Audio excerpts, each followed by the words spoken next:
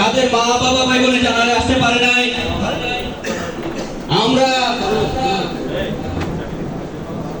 সেই আওয়ামী লীগকে প্রতিষ্ঠা করার জন্য উঠে পড়ে লেগেছি। আমরা যারা নির্যাতন জুলুমের শিকার হয়েছি, আমরা থাকতে কোনোদিন Die Arschsteuer!